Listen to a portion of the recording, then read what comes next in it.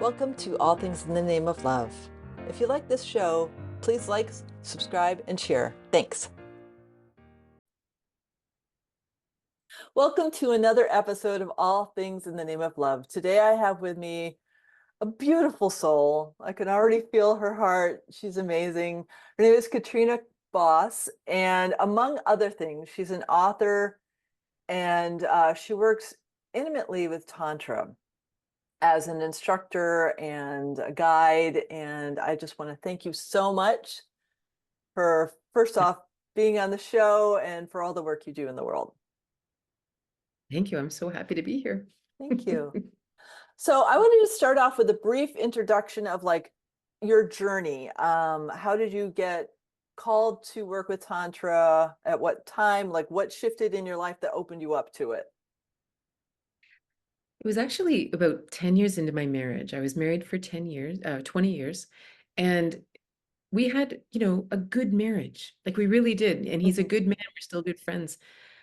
And it's interesting because, your podcast is called, it's all about love, right? And it's interesting because according to the world, we had love, right? We were kind, we had great sex, we had orgasms, we had all the things that theoretically we had 2 children and a farm. Like we were a good couple. Mm-hmm. But I knew there was more. Mm-hmm. And I remember one time lying in bed with him and I thought, what else is there? And literally the word Tantra rose up inside of me. Of Mm. course, this was sort of pre-internet. I mean, the internet existed, but you couldn't search it. Like there Right, was no, right? right. And so to go to my local library and ask the ladies there to order me every book on Tantra in all of Ontario. I'm in Canada. And of course they were, they came in and they're literally like looking over me, like over their glasses as they're like stamping these books, right? Like, because there's some of the books were crazy, like, wild sex orgies in the woods covered in dirt, and like just like, and I'm like, that you know and so but eventually I did find this book, and it was a book by Diana Richardson called The Heart of Tantric Sex. Mm. And suddenly I went, this is what I seek. And this is an interesting thing about Tantra is anyone that I've worked with who is interested in Tantra, it's like that. It's like they're looking for something they already know, Mhm. like maybe something that was trained out of us or something that simply wasn't cultivated. And when we hear it, we go, oh, I know this, but Mhm. now you've put words to it. And that began my journey, because I Mm. married I grew up in Toronto. I married a dairy farmer, moved to the middle of nowhere. There was no community, no anything. It was just, Mhm. him and the kids and I, and so it really was this personal journey. Mhm. And he wasn't really interested in the sexual stuff. He was very happy with our sex life. And I was like, hmm. So I actually was forced to sort of dive into the spiritual side. Mhm. And then eventually we did play sexually. And Mhm. I had this moment, we went to Jamaica, and I had this moment during intercourse of revelation. And I'd Mhm. never had that experience. And I wouldn't have even called it that until 10 years later when I realized actually what it was. And Mhm. I literally, this light or this energy shot up inside of me. And I kind of did one of these, for a while. And then it was like, oh, I know this now. It was almost like the veil had disappeared between this and past lifetimes. And I now knew something I already previously knew. Mhm. And then I knew I was supposed to teach. Mm. And it was so interesting because what I love so much about Tantra, you work with animals and you're close to nature and you work with that energy of the earth. In many ways, that's what Tantra is. Tantra originally, thousands of years ago, we didn't separate spirit and nature and humans and all these things. Like everything was just one. Mhm. And it wasn't until around like 4,000 years ago that we started separating this out, that only the priests were allowed to do spiritual things and the common people just worked. Mhm. Whether it was the Brahmins in India or the Catholic Church, whatever it was separated out from the people. Mhm. And that is the most intrinsically damaging thing that happens to us, Mhm. because suddenly we don't realize who we really are. Mm. We're kind of like, we aren't animals, and there's nothing wrong with animals, but we actually do have this incredible higher function, Mhm. and it's almost just been cut off. And what Tantra does the foundation of it is bringing all that back together. Mm. And not only connecting with our divinity or our infinite selves and all that, but also that goes two ways. It's sort of, we always think of infinity and God up here, but it's also the earth. It's the pulse of the earth. And Mhm. my most recent book is called The Divine Union of the Masculine and Feminine. And Mm. one of the dynamics of the feminine, for example, is allowing us to feel that wildness, that chaos of the earth energy within all Mhm. of us. Mhm. Right? And now you imagine if you're deeply connected to that, and let's say you make love. Like it's not all about sex by a long shot, Mhm. but that's what we normally think about Tantra. We think about Mhm. it and that changes everything. Oh yeah. That's Yeah. now you're playing with you're truly playing with universal energies. Mm. It's 100% within all of our abilities. Of Mhm. course, it's a journey to get there because we have to slowly deprogram all the limitations we've been Mhm. taught from our family, church, society, everything.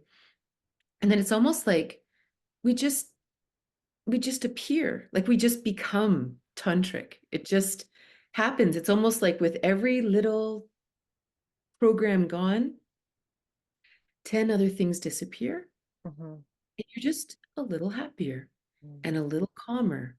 And you Yeah. can hear your intuition, whether it's with raising children or going to work or how to drive to work or Mhm. making, you just are more whole and complete, Mm. you Oh, know, that feels so beautiful. right? Yeah. It's this for me, one of the gifts that I've been called to is to be more connected to Kuan Yin.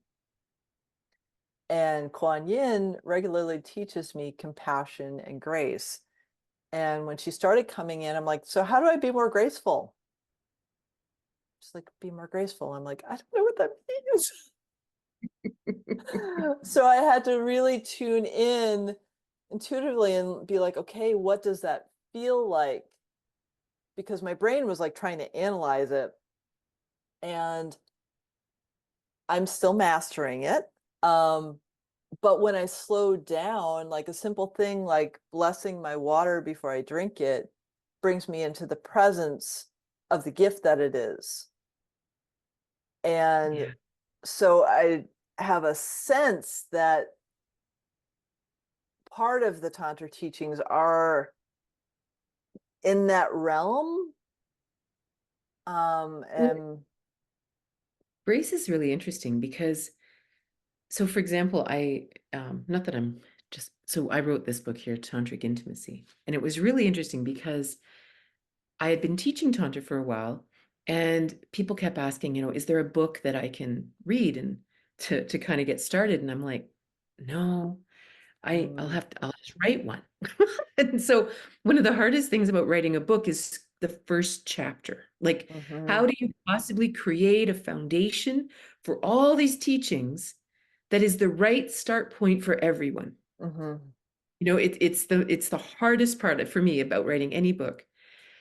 And after many long tubs, I finally realized it was love. mm, And we actually had to redefine love because many people, especially couples who had worked with me, mhm, they really struggled to ever experience that complete merging, because that's sort of the goal of Tantra. Like if within us, we want to feel that wholeness, but with another person, we want to polarize, kind of have this beautiful, loving, magnetic dance to the point that the dualities um, collapse and you actually experience the bliss of oneness. mm, That's quite a thing to ask a couple mhm. to drop all their guards and their fears and their struggles and their issues and their past and their resentments and everything. Like those are Yeah. huge to say, because energy doesn't lie. Mhm. If there's anything in there, you're not going to feel that blissful tantric experience Right. that we see in the pictures of the gurus and stuff, right? Mhm. And so I realized that we actually needed to redefine love. Mhm. And so how I see it is, if you look at the ancient Greek definitions of love, they have agape, philia, eros, and they have others too, but these Mhm. are the three we look at. And agape, for example, is actually what I would consider grace here on Mm, earth. Grace is the love of each other, the love of humankind. mhm, And officially, it means like God's love for man, or to look through the eyes of God. mm, And what's interesting about that is agape, you don't even have to know someone. mhm, You just simply know that that other person is one of the, I don't know, 7 or 9 billion. I can't remember how many people are on the earth now, but just another soul on the planet. They're another kid in the sandbox. We have no idea what they've been through. We have no idea their story. We have no idea what karmic patterns or ancestral or epigenetics. We have no idea what they're dealing with. mhm, So why would we be anything but kind? mm, Right? To completely mhm, respect their journey. This is agape. And it doesn't matter whether we don't know them or whether we know them intimately, whether mhm, they're our abusive parent or whether they are, who knows, our boss that we can't stand. Bottom line, that soul is sorting something out. mhm. So agape is this foundation of love. Yeah. And the interesting thing is it's not even the interesting, sexy stuff. But the Right. problem is without agape, we cannot have philia, which is brotherly love, which is where we actually Mhm, are confidants with each other and we mhm, trust each other and we have like each other's back and we can have sanctuary with each other. And then within that, we can have eros with very specific people. Now, mhm, you imagine having like loving, lustful, delicious thoughts with someone who you also have philia and agape with. mhm. Well, this is the safest place to dive into that kind of connection. Yeah. The greatest challenge we have is this lack of agape. That maybe, and it's kind of that problem with love because it's been defined as tough love. Well, I'm only doing this because I love you. Like it's almost this weird word that's been used to the point that it doesn't mean anything anymore. Mhm, mhm. And if we've never experienced agape from family, from friends, from anyone, we don't know how to give it to ourselves Right. either. We're extremely unkind to ourselves. Mhm. And so to me, that's the closest thing on a really practical level that grace is. Mm, Always are simply kind. And we're mhm. just, it doesn't mean we put up with bad behavior or we Right. do things that we don't want to, but we kind of like, my sister would say that we look at it from 50,000 feet and go, hmm, all right, I understand. Or I Yeah. don't understand, but I don't have to understand. Right. Right. And that's the beautiful thing is because it's all how we show up first for ourselves and then as as we allow that energy to settle in, it's going to reflect in our relationships. Holy, it's so powerful. Like to be with someone who loves you, like Mhm. it literally everything melts and you just feel so happy. And then if they like touch you, like Yeah. that's what flows through is this Mhm. like this wonderful, wonderful energy. And it's so Yeah. much more than we think it is. Mhm. Mhm. I have a girlfriend who's down in weed and she's pure love. And every time I see her, I just want to hug her. And I've never felt, and I hold hands with her. She's just a sister, and I just hold hands with her when we're walking, and it just feels like the most natural thing on the planet. I don't do that with anyone else other than her because I just feel that pure love with her. And it's just a reminder for me that I can do that with anyone. But it just feels really good with her because she's so in her heart. Oh, So, yeah. yeah. So, how do we start to shift our awareness into that space of agape? Mm.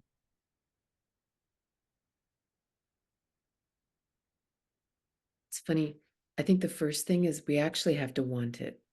Mm, If we actually look at our intention, say in a relationship, in an intimate, in a lover relationship, mhm, we don't always actually get into them for love. Mm-hmm. Sometimes we just simply want security. Right. And that's interesting, right? When we just want security, then I don't really care how you act. I don't really care how I act, but don't change too much because I actually just need you to be my safe place. Like it's an objectification of the other Mm. person, Mm-hmm. right? Sometimes we unconsciously choose a partner because we actually need to fight. We have some issues. We have Mm-hmm. some struggles with authority. We have struggles with people who are irresponsible. We have struggles with whatever. And we actually choose someone who matches our fight. We actually Mm. don't want to go away. Mm-hmm. And so it's a really interesting thing to actually sit down and actually ask ourselves, do I actually want this? Yeah. And if Yeah. I do, it'll become easier. Mm-hmm. You know, it'll actually become, because, for example, a lot of people don't really want to practice agape with the parent that was unkind to them. Mm-hmm. They don't want to because Yeah. inside they have to hold fury, they have to hold Right. anger, they can't let them win. Mm-hmm. And that's a big deal. And that's real. Like it's Yeah. real. Oh, I know. I now, after a lot of internal work, love my mother unconditionally, but there were many years where I didn't because I defined my lens through resentment or through being held back or whatever the story was. And it was so much easier to place blame on her than to look at myself and see where I was doing it for to myself. So once I had that shift in my awareness of, oh, she didn't do anything to me, she just showed me triggers within me that I needed to heal. Then, because I'm humble enough to want to change, and see that my soul is like, no, you're not humble. I'm telling you, you have to change. Um, like as I've released that, I see her soul and I see the divine being she is, and am able to offer that agape to her. Unfortunately, she's got dementia, so she's able to receive it as she can. And I'm grateful that I was able to do this before she transitioned. Totally. Well, and it's interesting because we've also been trained in that drama triangle where Mhm. there's, the victim, the persecutor, the savior. And we had this indoctrinated into us from a very, very young age, the Mhm. wicked witch, the bad, whatever that is, Yeah. right? And I remember reading a book called How Meditation Saved My Life, and it was written by this lama from Tibet. And when the Chinese came in and they were taken, and he Mhm. was tortured. Mhm. And he ended up in Manhattan at a hospital for torture victims. Oh, wow. And what was interesting is in his culture, there is no victim triangle. Like there Mhm. was none of this, they are the bad guy idea. Mhm. And so at one point they interviewed him, to get his story kind of idea. Yeah. But he had been recognizing that people were really disturbed by the torture.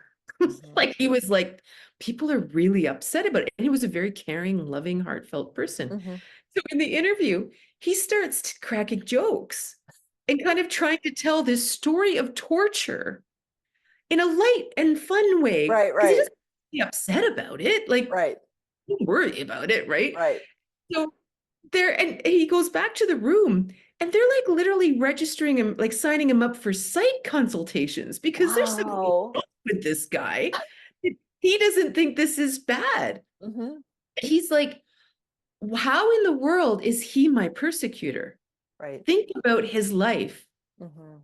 Think about the horrible existence and consciousness that my torturer lives. He Mhm. said he's probably still there, having to live this half life of a human. Mhm. And here I am being cared for by wonderful people with all the freedom in the world in exile, doing what I do.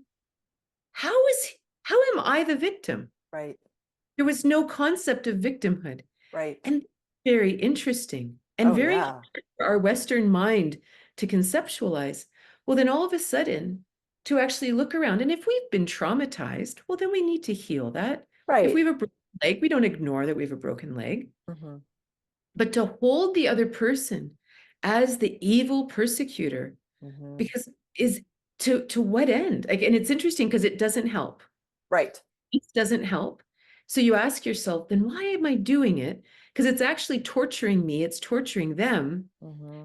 And the reality is, in the world of agape, they were just being themselves. Hmm. Whether we liked it or not, whether Right. unfortunately we came into the fray of it, you know, it's not personal. Like it's a Hmm. really challenging thing as a child to know that it had nothing to do with me. It could have been Right. anyone. Right. They're just, it's sort of a, I really love Taoism. I love a lot of things, but I love Taoism.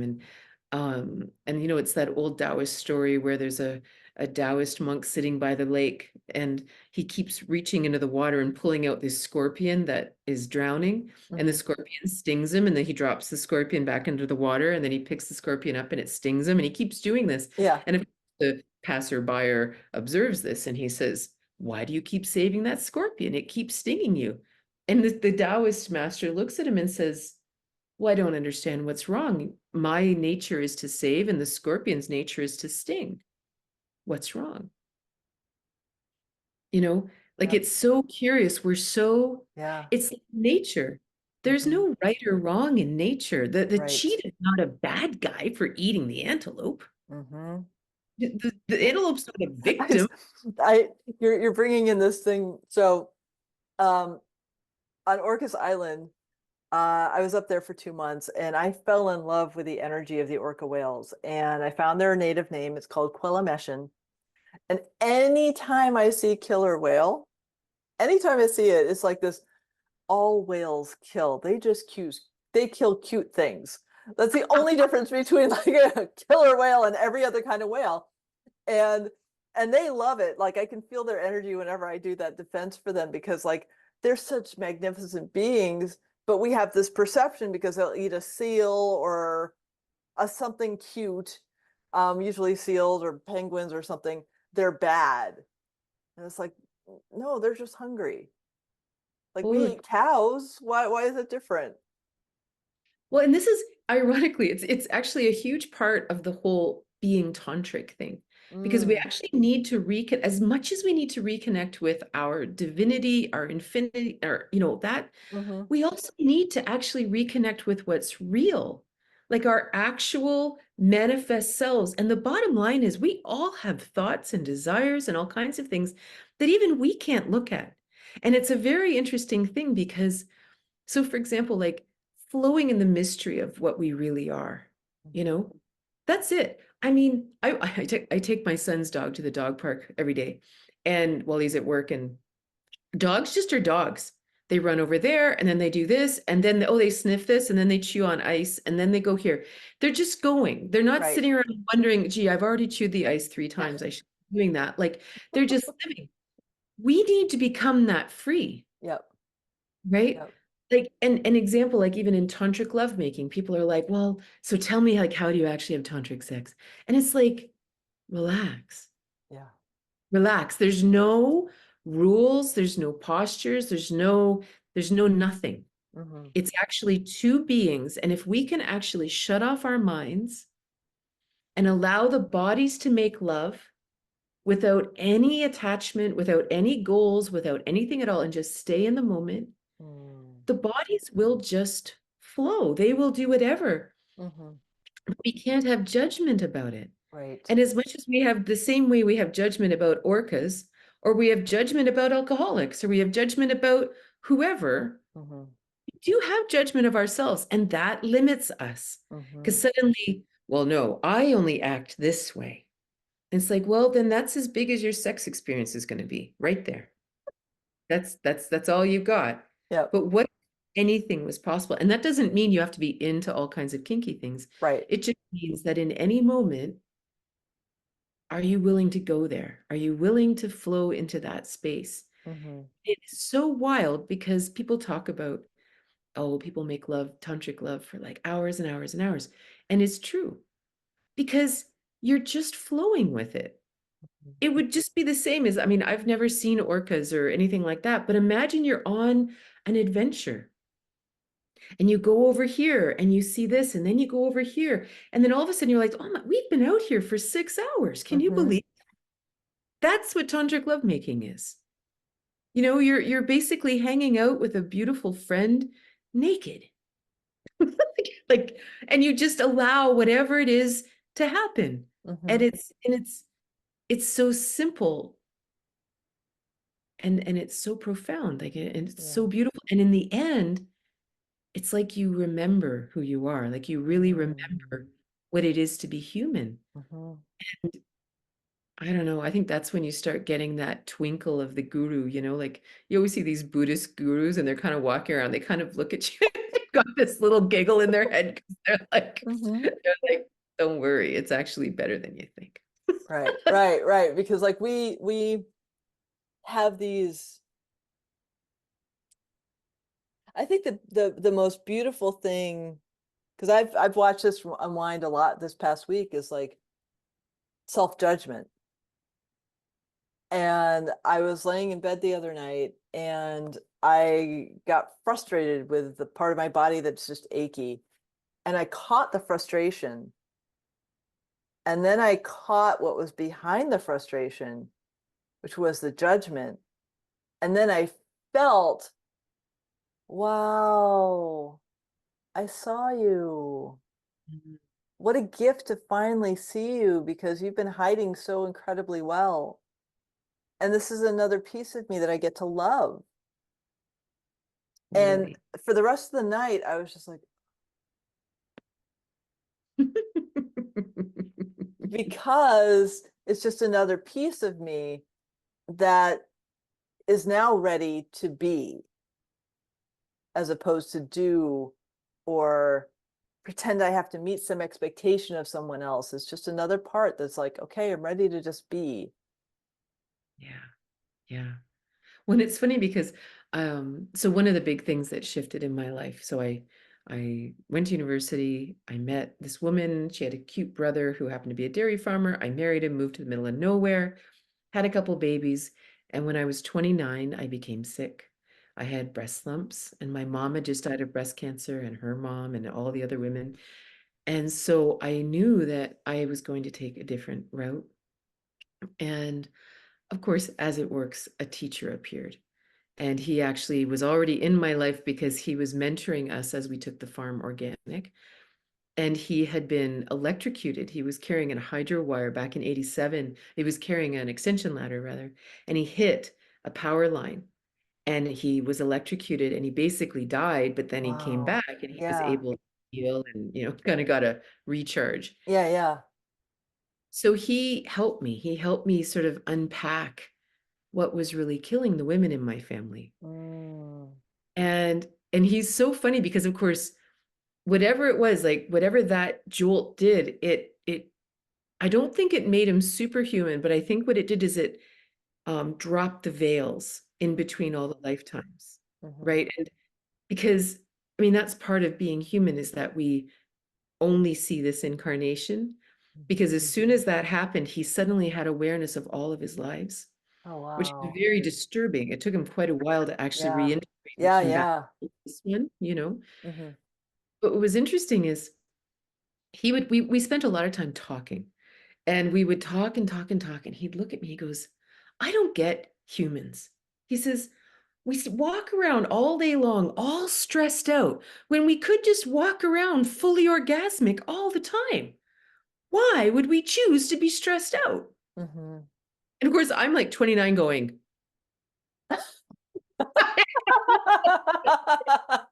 where did you come from? But he was so interesting and he was so whole. Like he was so, I want to say integral. Like he was completely real.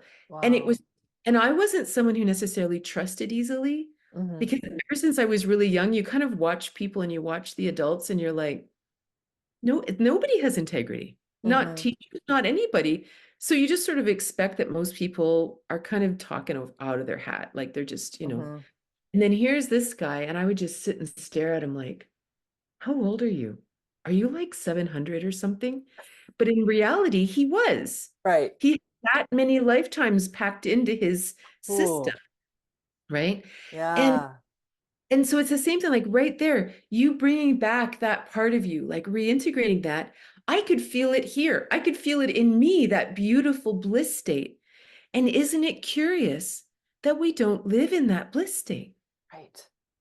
It's right there.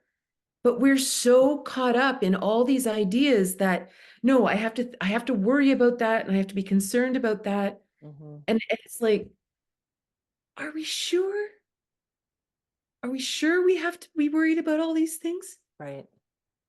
Or can we actually just allow ourselves to be blissed out and happy? Mm. Like, what if that's our natural human condition? Yeah. I You sense it know, is. And I know when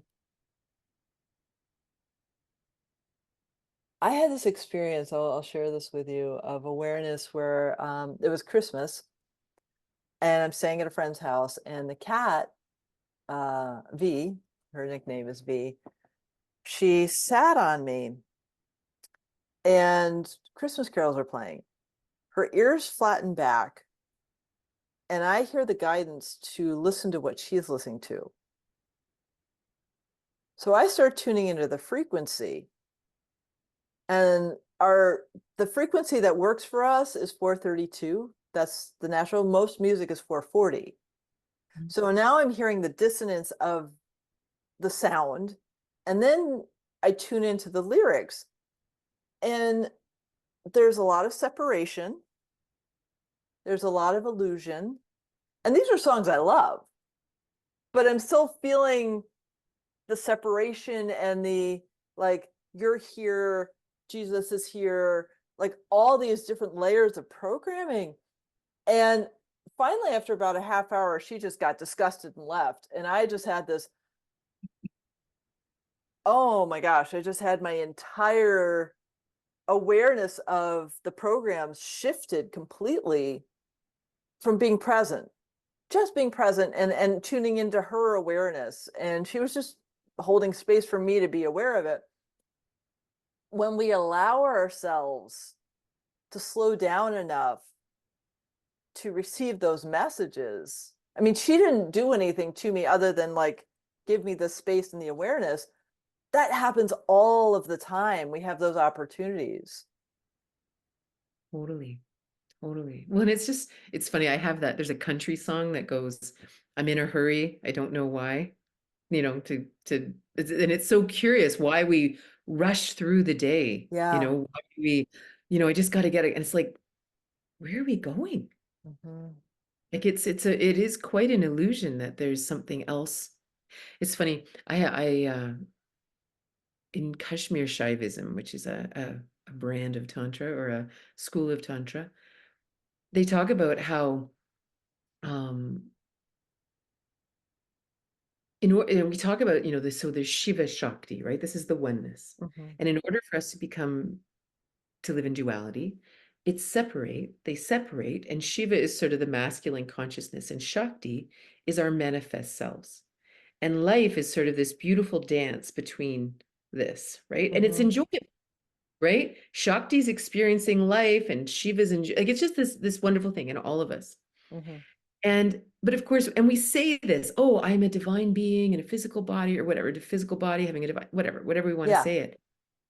But the bottom line is, how does that really work? Right? Hmm. How does it really work? Like, I mean, these are all just words. Well, they have this theory that there are 5 fetters or limitations. So basically, you start with this God self or infinite self or beyond our comprehension, the Hmm. oneness, the quantum field, however we see it. And basically, it's like, well, if we want to go to Earth, if we want to have a human experience, we need to limit our godly self, right? We can't be actually have this for say, let's say time. Time Hmm. is a limitation. Right. Time says true God self is all time, all the time. Hmm. It's just oneness. So it says, you know what? One of the limitations of being human is you're going to understand time as past, present, and future. And Hmm. you're going to actually walk through it chronologically. That's not God's stuff. That's human stuff, Hmm. right? It's actually quite painful sometimes because deep down we know it's not real. Right. It's just, it is intrinsic to being human. Mm-hmm.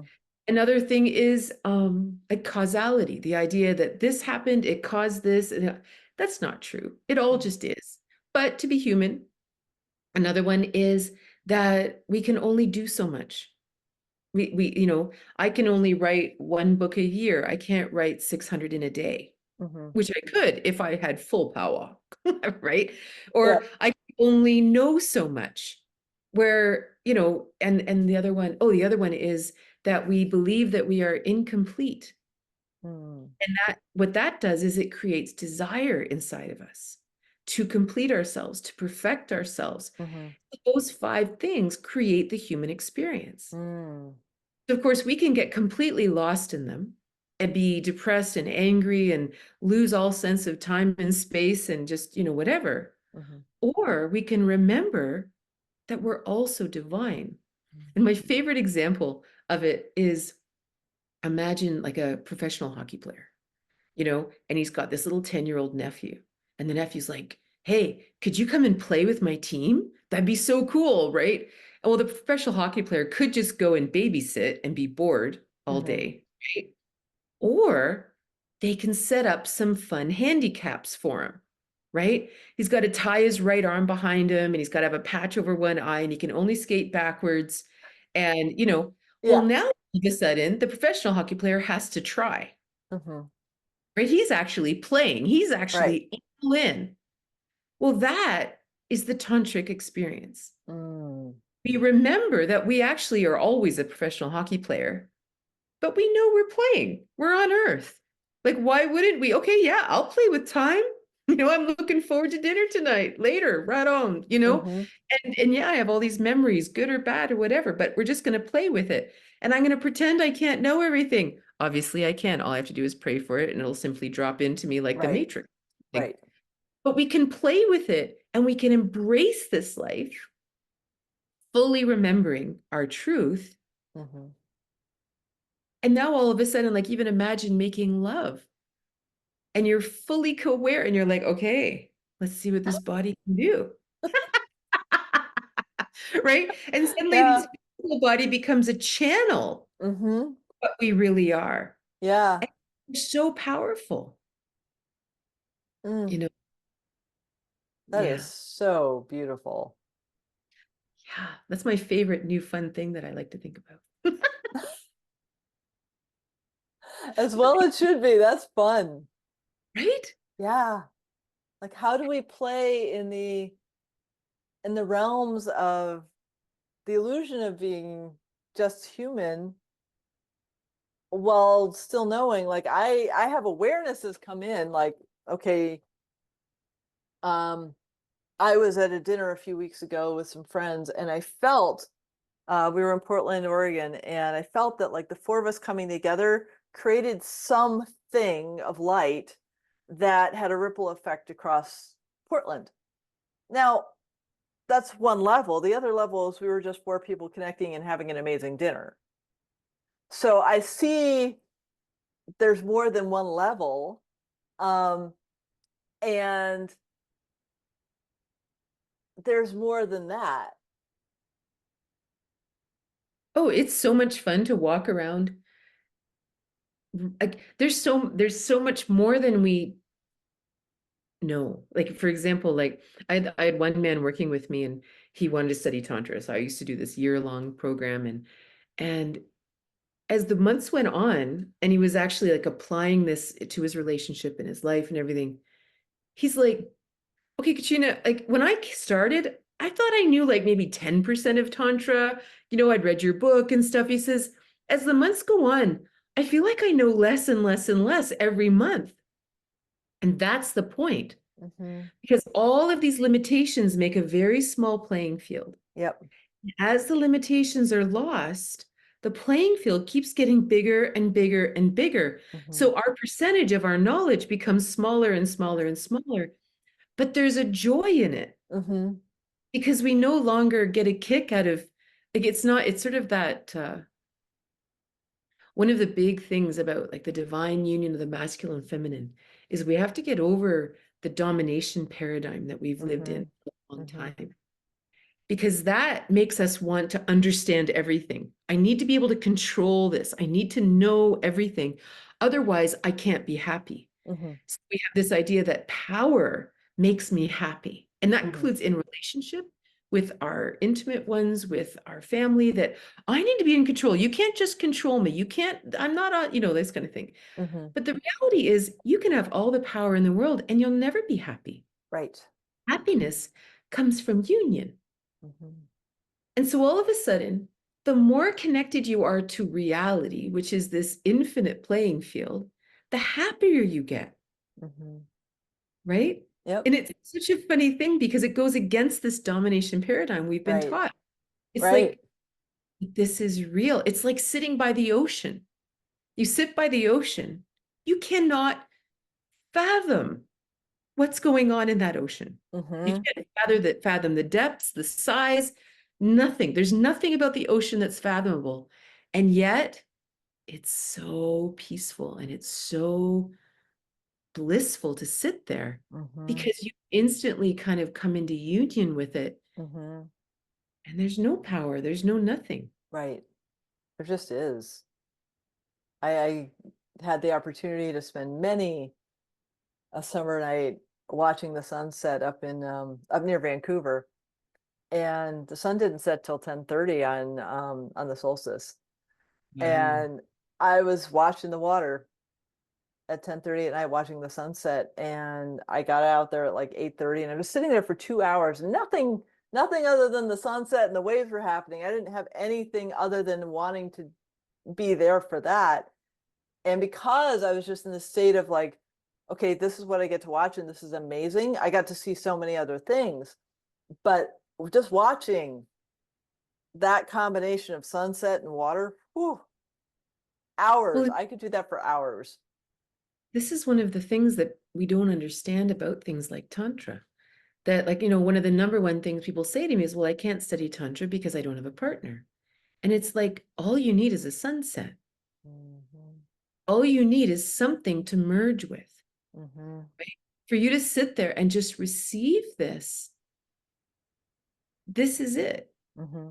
If you can't do it there, you can't do it with a partner anyway. Like, Right. if you slow yourself down and understand the miracle that you're observing, Hmm.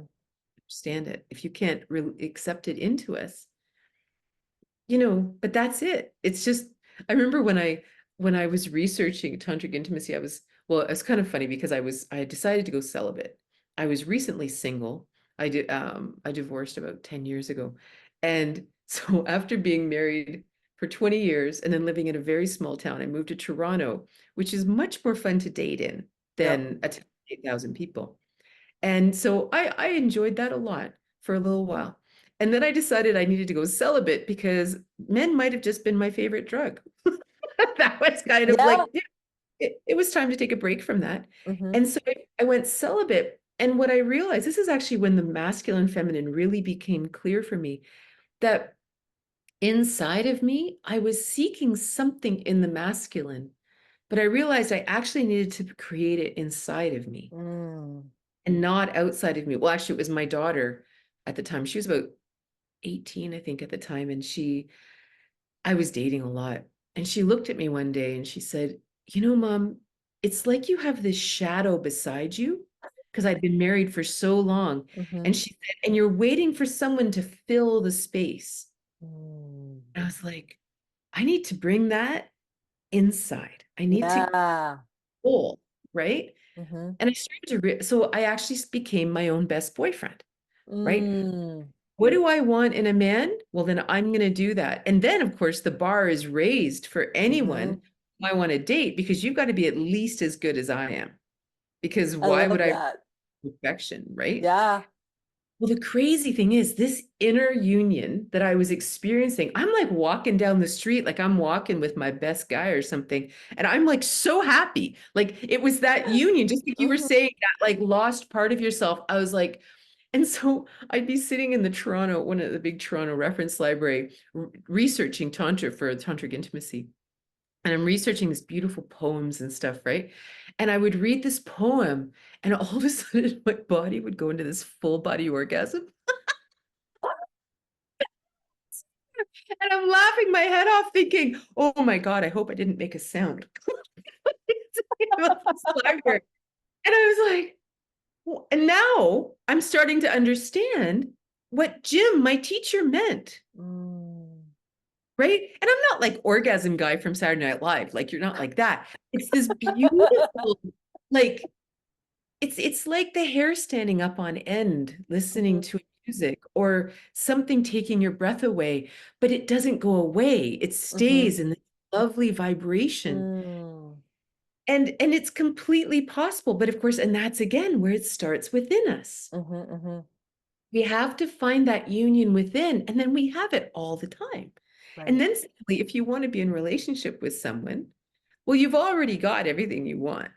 So now all of Mhm. a sudden you've got this other person and you're like, do you want to play? Like you have no expectations of them. You have Right. no commitment. You have no anything because but I'm good one way or the other. So you want to do something new and different? Like that's Yeah. fun. And let's make something bigger. Let's Mhm. make Mhm. bigger energy. Let's see where we can go together because two people can go places that one person can't. Mhm. But you do it from a place of wholeness. Mhm. And it's almost like you just sort of bring your bliss states together. Mm. It's just it's a completely different experience. Because Yeah. even in lovemaking, it's just a fun adventure.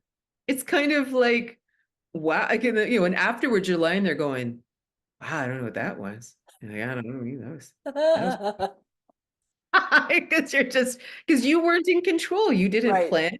You just sort of flowed with the ocean, and wherever you Mm. got taken, you were like, wow, never been here before.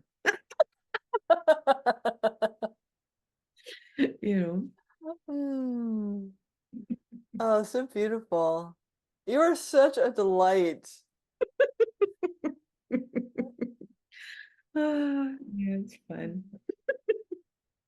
So tell me, you have three books, and I'm curious about all of them because this is definitely a journey that it feels like the next step for me. So I want to hear Yeah, about your well, books. actually, my first book was this one. It's called What If You Could Skip the Cancer? And this is actually the story of my journey with my first teacher. And as much as it's not really about cancer. Cancer was just the vehicle that Mm-hmm. scared me enough to change my life. Mm-hmm. And the biggest change was that shift from my brain to my heart. Mm-hmm. We're really trained that our brain knows everything. And for me, school was easy for me. I had a degree in mathematics. Like that was my thing. Like I was Mm-hmm. a computer programmer back in the day. And so for me, I kind of actually believed that my brain was all I had. Mm. That was my ace in the hole. Without that, I was worth nothing. But part of my journey was I had to learn to turn that off Mm-hmm. so I could hear something else and I could hear guidance.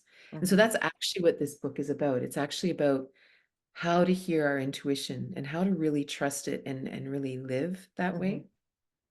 And then the next book that came out was Tantric Intimacy.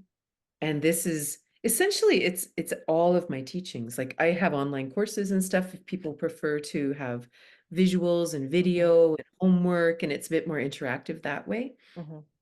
But and this was written after my online courses. And so it's slightly different content, but it's cool. And then the next book actually was this book called You Don't Have to Eat the Eyeballs. And painted by a friend of my a friend of one of my friend's daughters.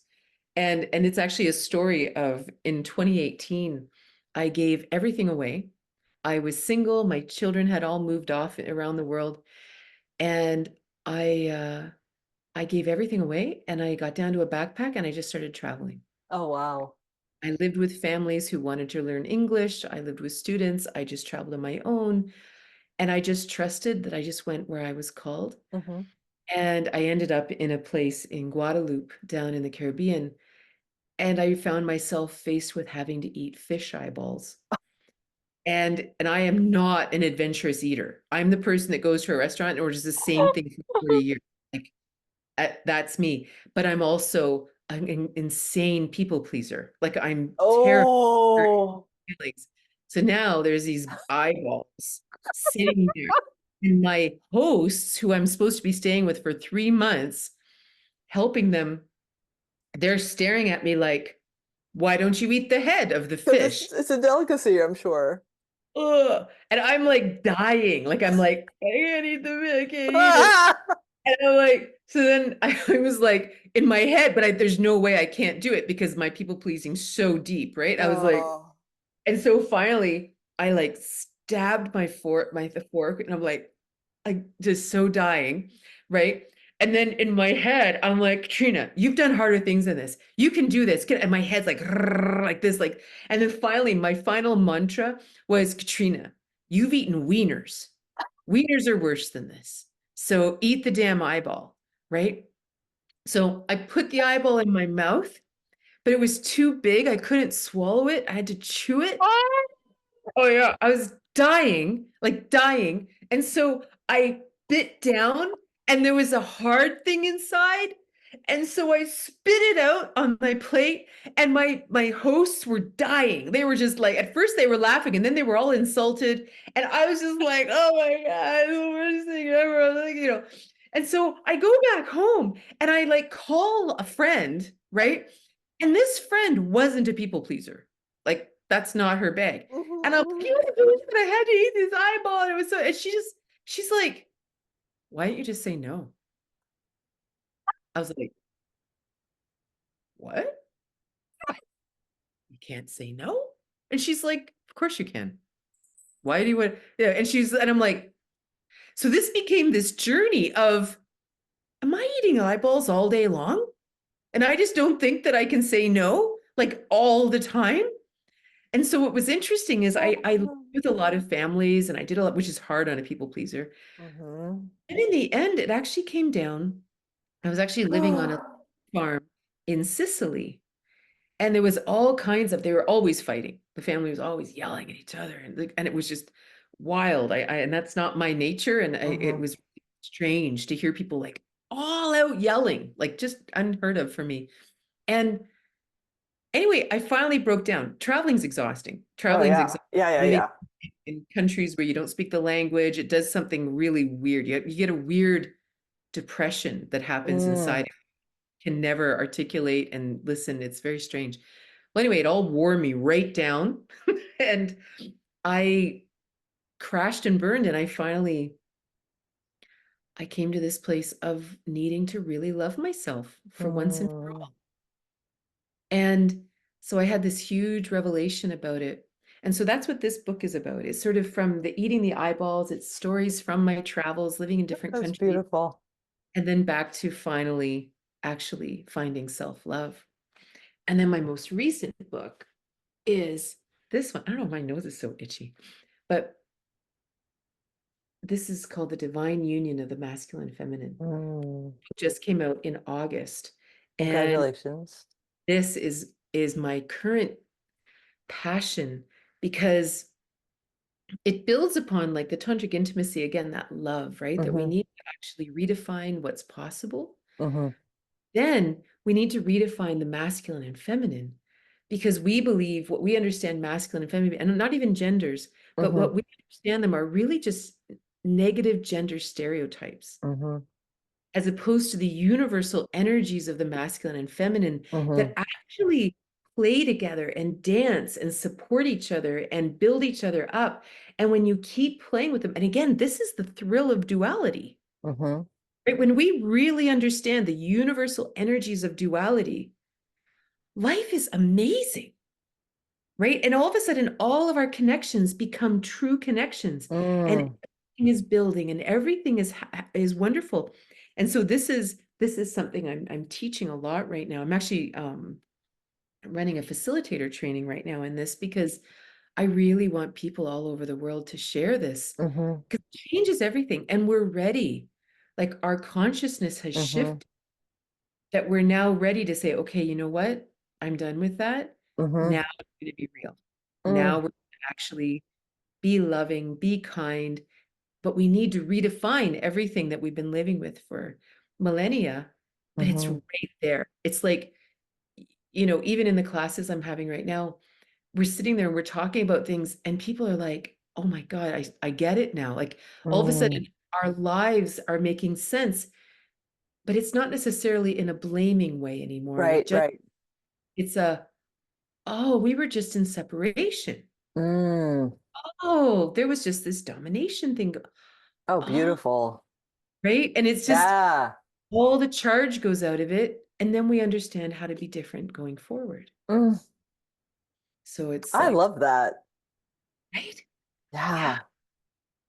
Yeah. It's time. Like people Hmm. we want this. We, Hmm. you know, I and so, definitely feel that. yeah. Oh, my dear. I haven't laughed that hard. I mean, my jaws were hurting. So thank you so much. Oh my God. You triggered like I was in China in 2016 and we go to this hydro facility with my ex-partner, and at one point we're at this like they serve as a buffet but they don't have labels, so I'm eating the vegetables, like Mhm. that's pretty much where I'm I mean, like I can identify vegetables. Well, I see this one thing and it looks like a crispy onion, no label, so I pick it up and I find out after I take it's like the saltiest thing I've ever had in my life. I'm like the water, like choking on it. It's a fish heart and it's a delicacy, and I'm like, I, I like. So you're telling about the fish eye, and I'm like, oh my God, so wrong, so wrong, but so funny because like I've had that, like not to the degree that you had, but I've had people pleasing, and like to really like tune into that. Is this really serving me, or am I trying to make somebody else feel good? And totally. that's such a big, beautiful, amazing journey. And oh.